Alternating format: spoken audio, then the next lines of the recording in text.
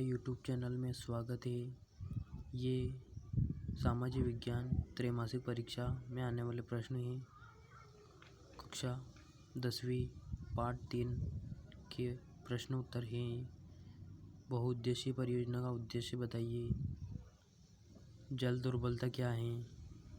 जल संरक्षण के उपाय बताएं। ये परीक्षा में प्रश्न आएंगे।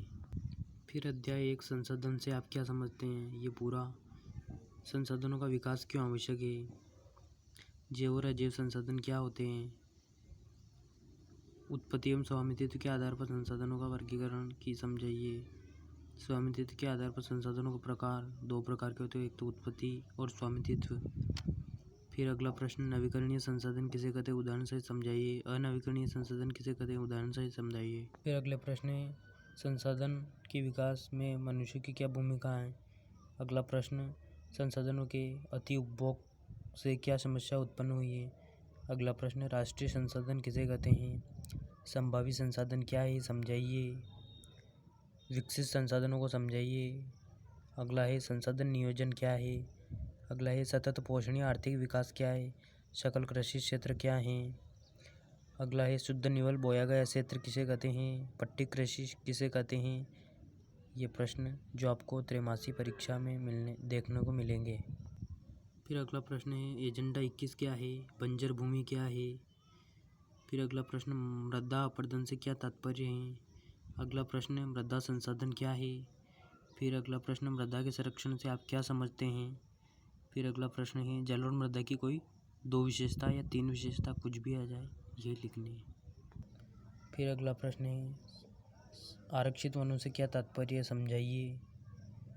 आरक्षित में 3 है, आरक्षित वन, रक्षित वन और अवर्गीकृत वन। पहले राज्य नाम बताए जिसने संयुक्त वन प्रबंधन का पहला प्रस्ताव पास किया था।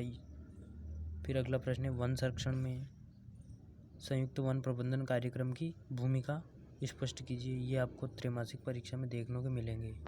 फिर अगला प्रश्न है, भारत में वनों को सबसे बड़ा नुकसान कब और किन कारणों से हुआ? अगला प्रश्न, केंद्रीय वन आयोग क्या है? अभ्यारण्य किसे कहते हैं? अगला प्रश्न, जैव संसाधनों का विनाश सांस्कृतिक विविधता के विनाश से कैसे जुड़ा है? अगला प्रश्न है, पारिस्थितिकी तंत्र क्या है? वन पारिस्थितिकी तंत्र की उपयोगिता बताइए। ये प्रश्न बहुत महत्वपूर्ण है।